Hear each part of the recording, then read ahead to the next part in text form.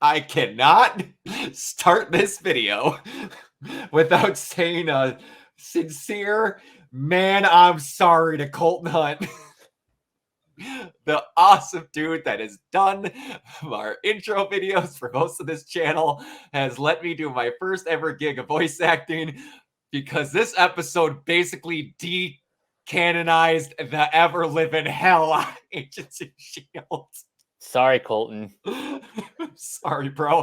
I can hear your head exploding when the time this episode ended. I love you, buddy, and I hope you're okay. Go ahead. All right, so the season finale, yes, they called it the season finale, is titled So This Is Christmas. As Eleanor meets with Kingpin to break off their partnership, Barton and Bishop watch a recording of them and learn that Eleanor killed Armand and framed Duquesne. On Christmas Eve, Barton and Bishop attend Eleanor's holiday party, where Bishop confronts her mother and learns her father owed money to Kingpin, leading to Eleanor working with him. Kazi attempts to assassinate Eleanor, but on Kingpin's orders, but targets Barton instead. And like for the first quarter of this episode, I was kind of just stuck on the fact that we have Kingpin in the MCU. Like he's there. he's just there. It's as jaw-dropping when you take a step back as seeing Matt Murdock in No Way Home. It's like, and it gets to be this thing where it's like, you actually get to see it now. And I'm sorry for whoever watches this and doesn't agree with me. This is beginning to go on to the same thing of why a lot of people got, what I want to say, whiny about the last Mortal Kombat movie. If their personal favorite characters aren't the coolest thing on the planet, they think it automatically sucks. There's a lot of bitching about Kingpin in this episode. Y'all can shut the hell up. First of all, how dare you make fun of his getup? No, his getup is the most Kingpin thing I've ever seen. Have you seen at all what he wears in every incarnation ever?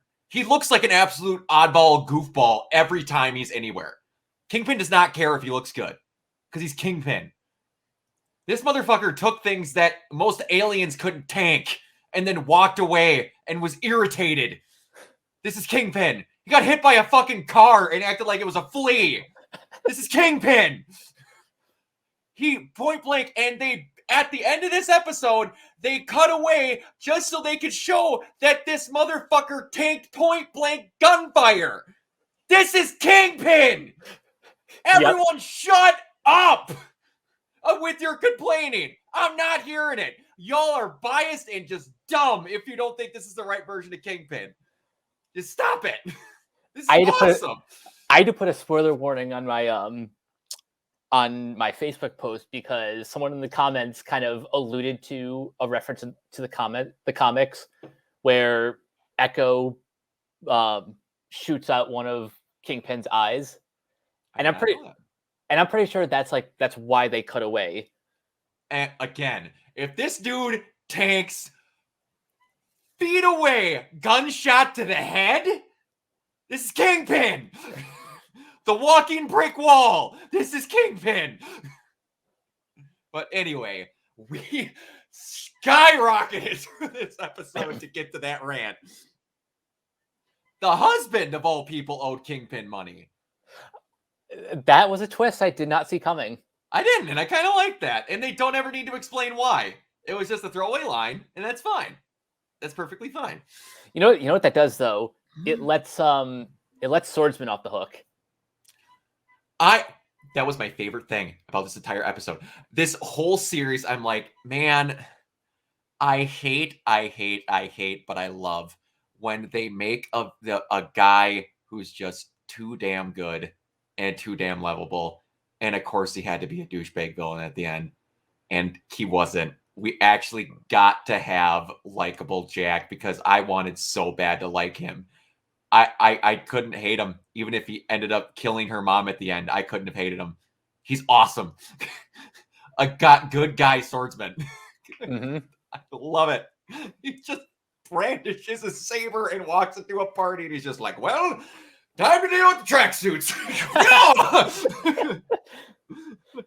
This is actually kind of the opposite of what Young Justice did with Sportsmaster, and it's instead of making him like an ultra badass, they made him a teddy bear, essentially.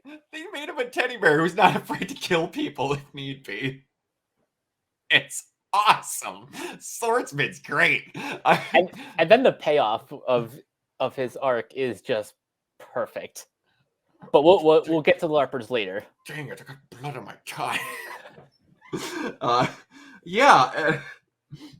The man, they continue to. What I need is a Hawkeye season 2 where Yelena and Kate are together for the whole thing. Mm-hmm. Because those two's dialogue is never disappointing. They're great. I love it. At one point, Kate just goes, "Stop! Damn it! Stop making me like you." Yes, exactly. She's just like, "I hate that I can't hate you. You need to stop being likable. You did that cool judo throw thing. You did this, that." They did a really good job of balancing those two out. Mm-hmm. Yelena was obviously trying not to kill Kate, and that's allowed Kate to get some shots in, and it allowed it to show that, hey, Kate's got some moves too, and Yelena recognized that. So they did a very good way of balancing the books with everyone, because that was a fight where if Yelena was trying, Kate be dead. Oh yeah, easily. Yeah, so, and they did a lot of that with, again, we'll get to later with Kingpin, but yeah, she just, before they get to that fight, they do all of that, and they get out, and they bring back the Imagine Dragons joke.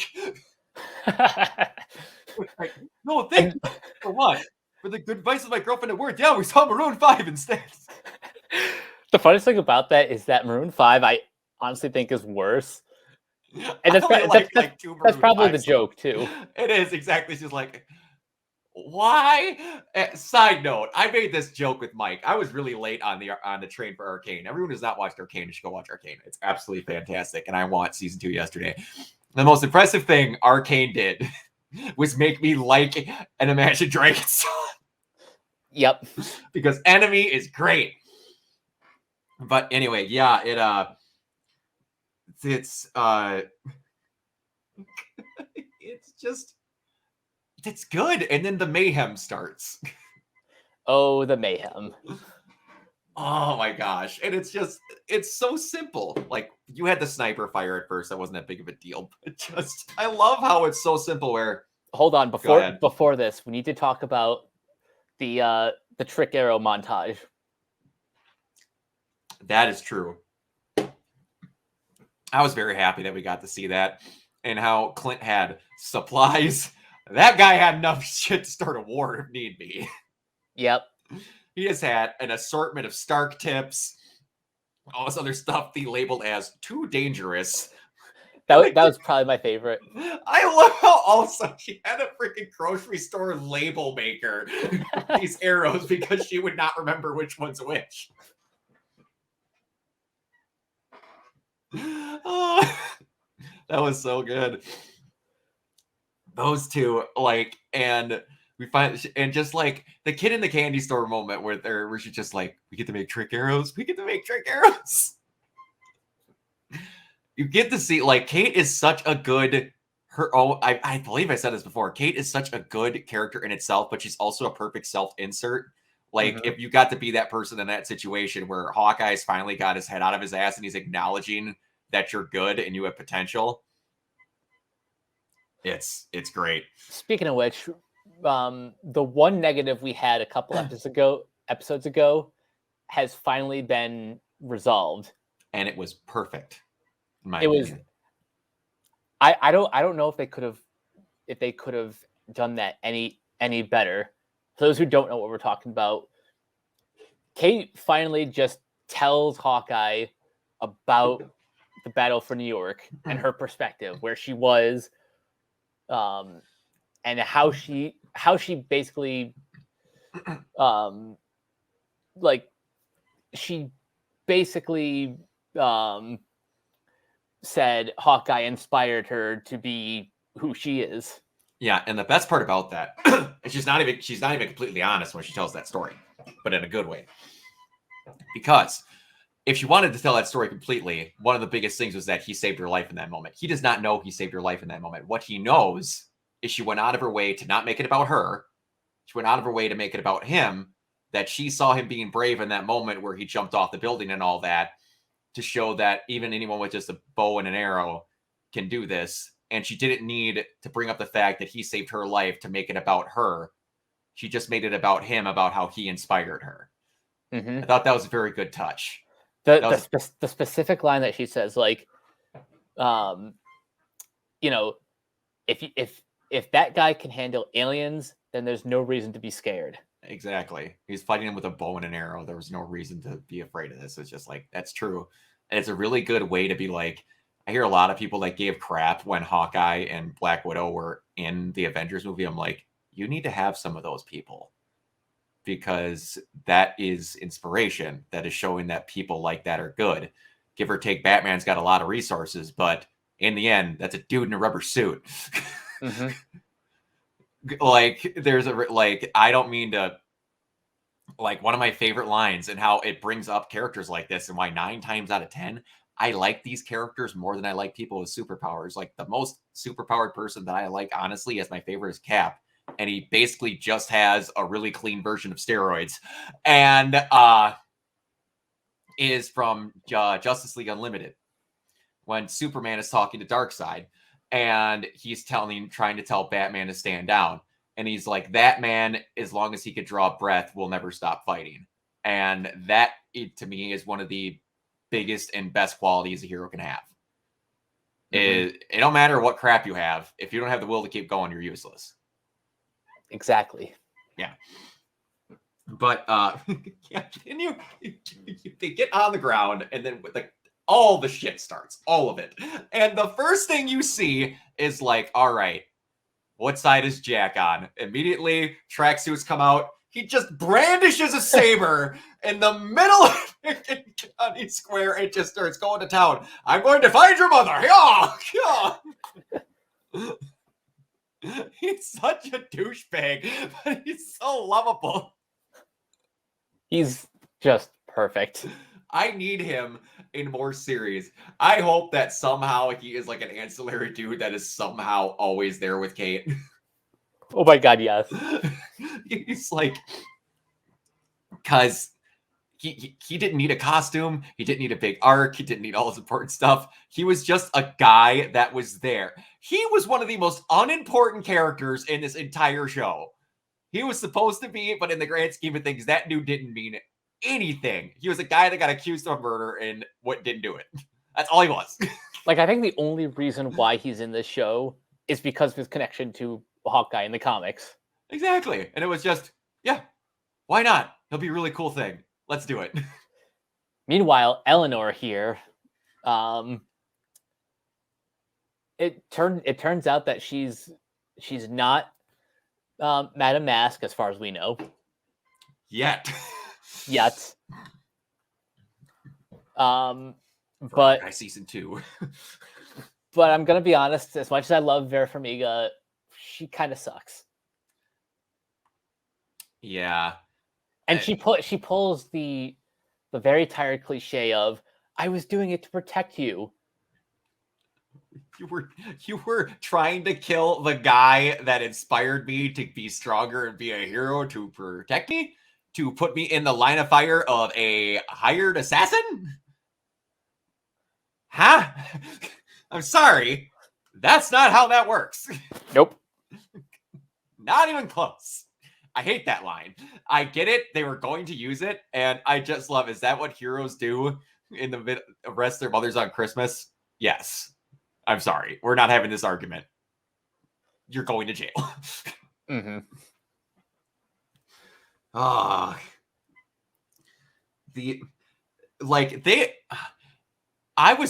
They were very good with that, showing off the skating rink standoff at the very beginning to make you think that was them fighting Yelena. Oh, yeah. Because it's one of the things you see in the trailer for the show. It was one of the first shots they've ever had. And Also, they didn't have the mask, but Hawkeye's getup's pretty good. I'm okay with that. I'm okay with that. They got the classic little shape in there, and I was okay with that. But just the utter stupidity of those arrows. They had everything short of a boxing glove arrow, which is somehow exclusive to Green Arrow. And I'm okay with that. I am too. I'm okay with Ollie having a little bit of ownership for that. Yeah. It was like everything else. They had like a freaking a shot down porcupine freaking needle shooter, the borderline Batman Forever buzz thing. The magnet arrow. The magnet arrow, that one was so cool. The freaking random giant beanbag bounce chair one. An acid arrow when she shoots him out of the tree. The freaking Pym arrow when they shrink the van. What happens now? Yeah, I didn't really get to talking to Scott about that part. Then the owl just takes him away. Like, that's a lot darker than some people are thinking, because that dude's eaten. Mm-hmm. That owl fed that dude's kids. By the way, that how adorable is that tree owl? Oh, it was great. Owls are awesome. Owls are that. I would thought that was so cool. I was like, please don't do the stupid sitcom thing of where the owl tries pecking like Hawkeye's eyes out, because funny, owls are going against hawks and whatever it's, but like, yeah, it was great. Yeah, two raptors of the sky helping each other out. Those of you that don't know, raptor actually means bird of prey. I didn't know that, honestly, until I was like 16. I felt really stupid, but raptor is another way of basically saying bird of prey. Interesting. I did not know that for the longest time, because I'd heard people in one of my science classes refer to as a hawk and a falcon as raptors. I'm like, what the hell are you talking about? And then it's like, oh, it's just another way of describing it. I'm like, huh. Okay, that makes sense. But yeah, that it was just so cool. That like they knew the whole time that they wanted to waste a budget on something, and they saved it for the arrows just to make them seem great. And they took out probably like 100 people in total. Yeah, if not the entire tracksuit mafia. It's kind of ridiculous. Mm-hmm. I think one of my favorite, I don't know if you can call it a kill, but when Clint put all like the explosives in the office, and the tracksuit mafia just comes in. Yeah, that was pretty good. Which, my favorite line of dialogue, I think, in a Marvel movie, Marvel property, period, ever, is when they go through all this, and Hawkeye is on one end of the skating rink, and Kazi and those two goons are on the other side, and he triple twines that arrow, and it busts through and it kills the other two guys, and he grabs it and he goes, nice shot, and Hawkeye goes just, yeah, no shit! And that's when Echo comes back. And she's good! All it took was common sense! I love that! Jeremy Renner is the ultimate let's talk for 5 minutes and you'll see this is dumb. His superpower is making people realize they're on the wrong side. Actually, yeah, he did this like ever since Age of Ultron. Yeah, and he did it before Age of Ultron, because he's the dude that saved Natasha. Oh, yep. Ever since Nat. And wouldn't you say he kind of saved Thor in his first appearance? Or he just kind of stood down because he realized he's not a threat? He realized he was not a threat. Hawkeye is very much a person who, once Nat, the whole situation with Nat happened, it was very much you're not getting a kill shot unless you deserve it type of thing, but I will kill you if need be necessary, which is my favorite kind of hero. I'm not going to kill you because I don't need to, but know damn well that I could. It's that and the Daredevil, Batman, and there's a couple other ones where I'm not going to kill you, but your hospital bills are going to. Yeah, that's probably one of my favorite varieties. It is. Because guess what? That person might turn their heart around when they realize they got turned into an accordion just for robbing a grocery store. There's consequences. But yeah, that one thing that I was looking forward to, and the show nailed it, was the conversation with Yelena and Clint about Oh how my God, everything went down. this was perfect. Go ahead. It was perfect for two reasons. One, naturally, she's not going to believe him. But like in that entire moment, she goes through like the five stages of grief. Mm-hmm. She does. You've got the denial, you've got the anger. There's a little bit of bargaining, a little bit. Depression, and then acceptance. And they did. I love that Clint didn't even try. He's like, listen, you were not going to believe me if I told you. And they get over everything, and he still didn't try explaining it because it would just ruin it, and it didn't matter. And all that caps it off is that whistle, and it was perfect. Again, all Hawkeye needs is like 3 sentences, and he could talk down anyone. It's kind of nuts. And I just...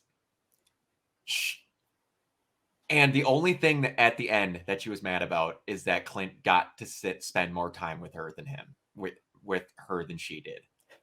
And that's a perfectly understandable reason to be upset. Absolutely. And Clint's like, I bet Clint would have gladly taken another 10 hits just for that. And he would have been like, take your day out. It doesn't matter. Like, if we need to help get over this, let's do it. It was perfect. Those two hashed out their differences. It wasn't some overdrawn thing where she had to have a gun to his head and blah, blah, blah. Give or take, there was one still pointed. It wasn't an overdrawn Hollywood version of it. It was just honest, which is what I wanted. And we get Yelena's good, Jack's good. Now Echo's good. We are assembling a team of street level badasses very quickly. Mm-hmm. Marvel's New York is getting real big. People that don't know, Marvel's New York is normally real big and filled with a lot of people. You could rob a car and get stopped by anyone from Moon Knight to Ghost Rider.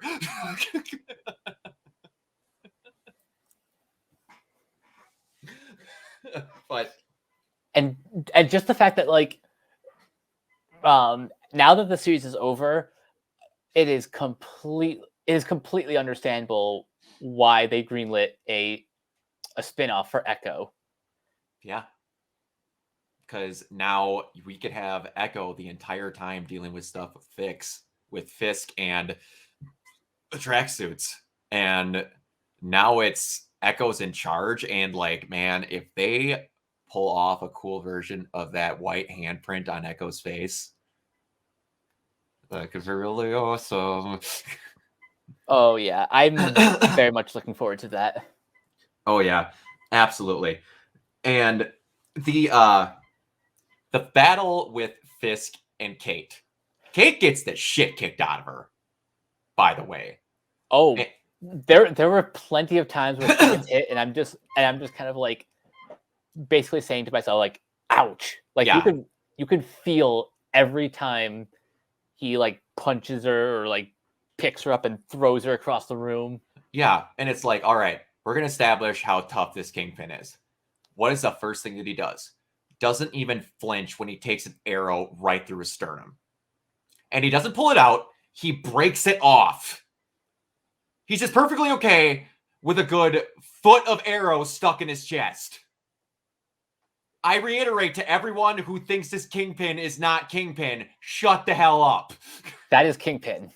He then gets hit at about 50 miles an hour by a fully equipped sedan, goes through a building, and gets up within seconds. That is Kingpin. He gets hit multiple times with explosives that have killed groups of 20s, of 30s, of aliens, of random stuff. It's Kingpin, people.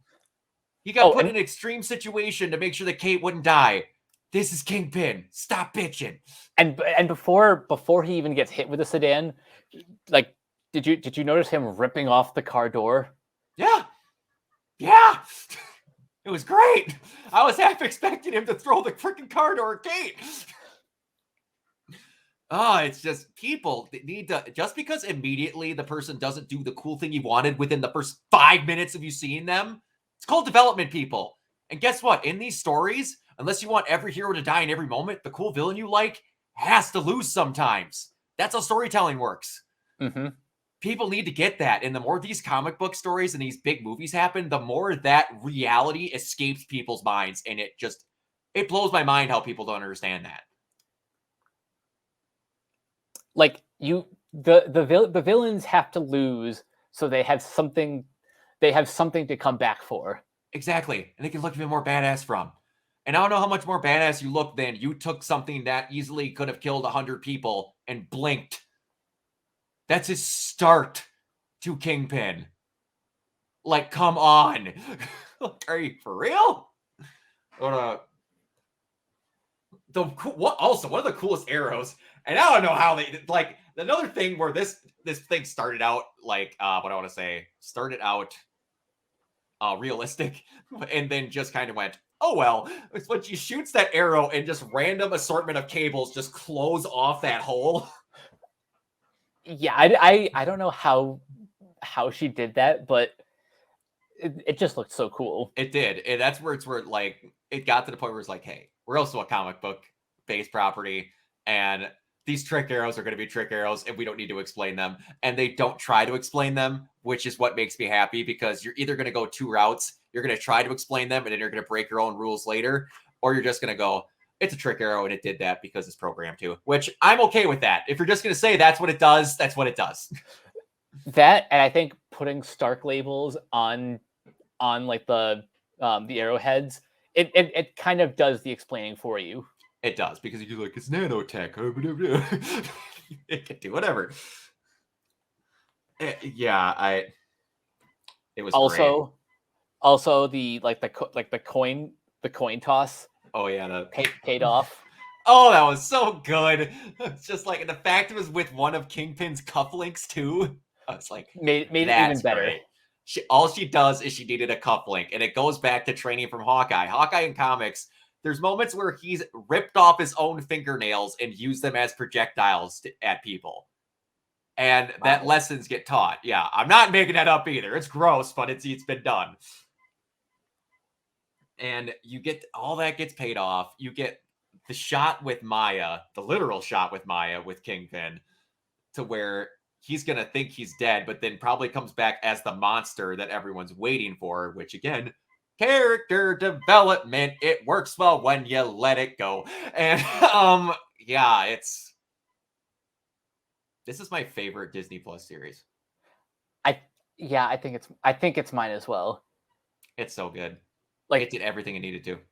Like, Loki was something I really enjoyed, and it's probably the most like it's probably the most like heady and complex series, but this was just pure fun. Oh yeah, absolutely. And it didn't take itself too seriously and only did what it wanted to, which is perfectly fine. If you're just setting out to do a couple things, you don't need to be this grand bombastic, over the top, we accomplish everything show. Just do what you need to, and that's fine. I will never complain about that. And so we need to get to the point that killed Colton Hunt's soul. Yeah. They take Kate home, which basically, I think he's borderline adopting Kate. Not like borderline, like she's just basically going to live with Hawkeye and like become better and train, which is awesome, because that gladly opens up a season 2 of this where they're doing different things for different reasons. Or if Kate's in a Young Avengers, she's been hanging out with Clint and stuff like that. But so I don't know if I mentioned it on here, but I know that I've mentioned to you is that Adrian Pilecki, and she's one of my favorite actresses. She's not in enough stuff, but she was Mockingbird. Yep. And I knew that. But she was Mockingbird in Agents of S.H.I.E.L.D. And I didn't really watch Agents of S.H.I.E.L.D., but I was happy for her that she got work. And then I was close. People, there's a moment in one of these past reviews, I don't remember which one it was, but I stopped myself from saying something where I was like, you know what, whatever. And in my head, I'm still not going to say who that watch belonged to in my head because it was whatever. But it was a S.H.I.E.L.D. agent. And then it turns out that watch did belong to a S.H.I.E.L.D. agent. His wife is Mockingbird, which is a comic book thing that I didn't think they were going to do. And I'm not going to lie, I'm pretty happy as a fan of Linda Cardellini that is who she is now. And if we, we said this right before going on camera, I would be willing to bet a significant chunk of my next paycheck that within the next 6 months, there is rumblings about a Mockingbird Disney Plus show or an announcement of Hawkeye season 2 that she's going to suit up as Mockingbird, and Linda getting a bigger role to be something like that where they're filling out these slots where it should be is awesome. But one thing, just to throw a bone to the Agents of S.H.I.E.L.D. fans, I'm reading on Mockingbird's Wikipedia page, and it says the back of the watch has the S.H.I.E.L.D. logo and marking of Agent 19, which serves as a reference to Mockingbird, indicating Laura to have been Bobby's predecessor. So prior to her retirement. So, okay.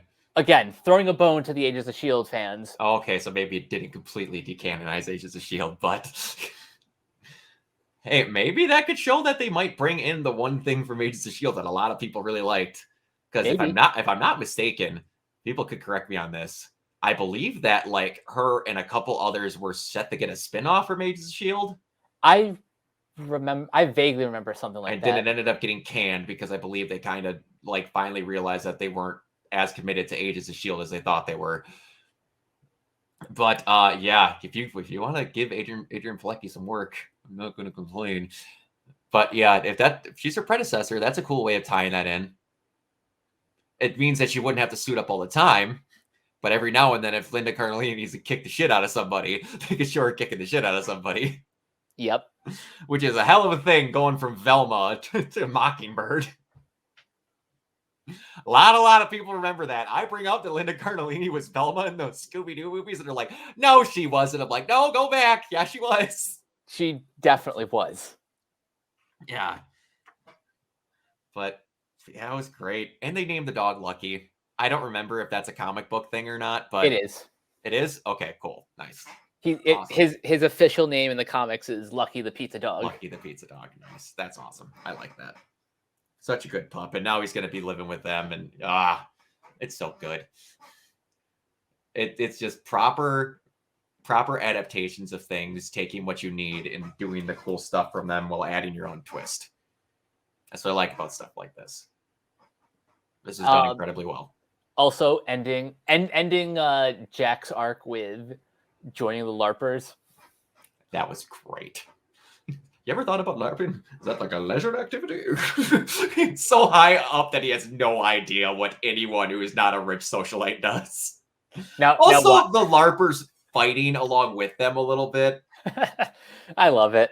Yeah, that was great. Now watch. If we do get a season 2 and we cut to Jack with the LARPers, he's going to have the comic book costume. Oh yeah, and he will have an excuse for why he has it. Yep. And there would be this there wouldn't be a why did we have this normal guy in the middle of nowhere dressed up like an absolute moron? No, he got to be friends with LARPers, and that's why he has the super ridiculous Hunter costume. So it makes sense. They use simple ways to get away with comic book looks and to modernize them, stuff like that. It's done simply. It's not like they went out of their way. It's all of a sudden like, wow, that guy fights with a sword. He's kind of cool. He's a good guy. He's helping. Want to come hang out with us? I love the LARPers so much. They're so good. They introduced two of the coolest groups in in Marvel, the LARPers and the freaking Tracksuit Mafia in this thing. And we only got, well, for right now, we only got them for like 6 episodes. They were awesome. And yeah, always leave me wanting more. That's what you got to say. And I want more. There's one more thing we have to talk about before we wrap this up. Musical. Everyone has asked for like Rogers the musical. Mm-hmm. And of course, because that is kind of a big undertaking, they only wrote one song. Mm-hmm. But boy, that is a song. It's a song, and they did that on purpose. They were only going to show part of it because they're like, everyone's going to be like, well, this is dumb. They didn't do the whole musical just so they could show it at the end. They did that 1,000% on purpose. Yep. So we're just like, here's your end credit scene. Da, da, da, da. And it was perfect. Oh, it was great. It was so good. Oh, now I understand why it's called Steve Rogers the Musical, because you like the way that you get to see more of it. Like they showed the parts that was more Avengers centric at the end, which is why I was confused. But like, yeah, and like you said, with the theater tie-in background, it made more sense to call it Rogers. But yeah, it was good. I'd like to see an entire actual play of that. I'm not a huge plays person, but that I would go watch. Same. Yeah, that puts another wrap on a Disney Plus series. Nice and smooth, over in a jiff, and it didn't overstay its welcome. The next one won't be for another couple months. What is the next one? Let me take a look first. Okay, so the next one looks to be Moon Knight. Oh, that makes sense. They already had trailer cam footage for that. So I'm gonna guess that we're gonna see this in like February or March. Sounds about right. I guess late February, early March. Yeah. And then Spacey's out by a few months. And then obviously Doctor Strange and the Multiverse of Madness. That trailer, dude. I wanted Shumagorath, and I got a freaking story tall of Shumagorath. We got to see Baron Mordo with the dreadlocks. Yeah. We get to see evil Doctor Strange. Oh, man. And you got to see America Chavez for a little bit, or like 2 seconds. Yep. That was in the theater. I was with my old youth pastor. He's like, who was the chick with the star or with the cap shield? I'm like, you wouldn't know if I told you. You'll get to see her eventually. Oh, man. Phase 4 so far has it has the variety of Phase 1, but with like the grandeur of Phase 3. Phase 4 is so big. Right at this current moment, we have had how many shows already? We've had 1, 2, 3, 4, 5. We've had 5 if you count What If. Yep. We have had 4 movies. Yep.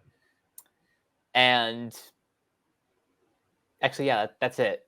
We had WandaVision, Falcon and Winter Soldier, Loki, What If, and then Hawkeye. And then the movies, Black Widow, Shang-Chi, Eternals, and Spider-Man No Way Home. And we packed a lot into this year. Yeah, and that was 1 year. 1 year from one studio. Or one studio. Remember when it was a big deal when they're like, guys, we're thinking of doing 2 movies a year. It's gonna be a lot. I know, it's gonna be a lot. But I think we can handle it. This is such a fine-tuned production company at this point, to where we're gonna get like 4 to 5 movies a year plus 4 to 5 series, and I don't feel overwhelmed. Me neither. Like I made the joke that they're drunk with power and they can't be stopped, but all this stuff is spaced out. I don't feel like it's every other week something's coming up. It's at least a few months in between each of these, and by the time the next one comes up, I'm like, yeah, I'm raring to see something again. They give it enough breathing room to where you don't get sick of it. Mm-hmm. Now, if you're also a Star Wars fan, the Book of Boba Fett's next week, but who knows if we'll be covering that one. We'll have to see. I'm not the hugest Star Wars person, but if you're up for wanting to cover something like that, I'd be okay with it. We'll cross that bridge when we get there. For now, though, I'm just super happy with a Hawkeye show that was it struck that fine line between, you know, pulling material closer to fractions from the comics, while also pulling directly from previous films in the MCU, and that combination was perfect. Absolutely. They're become the masters of adaptation at this point. They had some bumps in the road early on in the first few phases with stuff, but like I said, this has become a very fine-tuned machine. And I can't even put into words how spoiled we are with stuff just from Disney alone. For like $20 a month, I have Hulu, commercial-free, ESPN, and Disney Plus, and the amount of stuff that I'm getting from just all that. It's overwhelming. It's overwhelming. It's ridiculous. And people are like, still to this day, ask me how I'm okay with not having regular cable anymore. Excuse me? I need 2 subscription services, and I have more than I ever would have watched with cable. Cord cutting is the way of the future. It is. I mean, and it's like everything that I watched on TV, I could watch on their website the next day. It's kind of ridiculous how those things are still a thing. Subscription services with video games, not so much. Not a big fan of that, but movies and stuff like that, it's pretty good when you have the companies that actually have something to offer. Like little things like Ted Lasso being on Apple TV Plus, that irritates because Ted Lasso's great. Anyone who's not watched Ted Lasso, get off your ass and go watch Ted Lasso. I had no idea how good it was. I just heard John Campea rant and rave about how good it is. And it is one of the most wholesome, amazingly well-written shows that I've seen in my life. Ted Lasso is off the charts good. But anyway, this is, again, the end of another series for Marvel. And it's going to be Doctor Strange the next time we see, at least for this, right? If Moon Knight doesn't come before it, then yeah, it will be Doctor Strange next. Alrighty then. Well, I guess oh crap, what am I doing? Not yet. What am I doing? I'm losing my mind. Mike, where can everybody find you? You guys can find me on Twitter at Captain K42. You can check out my quick thoughts on letterboxd.com/CoachK42. And you can find me in all the various Facebook groups just at my name. You can check out Renegade Pop Culture on Facebook and Twitter at Ren Pop Culture. Look for us on Podchaser. Listen to all of our podcasts on Anchor, Spotify, Apple Podcasts, wherever you listen. And last but not least, everything can be found at renegadepopculture.com. You need escape? So do we. Absolutely. And you can find me everywhere at Organoid Zero. And I'm not going to say that I'm going to be streaming tomorrow, because when I upload this, it will be tomorrow, and I will be streaming that night. So when this goes up, if you're watching this earlier in the day, I'll be probably streaming about 3 hours after this is done. So yeah, until next time, everybody, thank you again for watching, and we'll see you on the next one. Peace.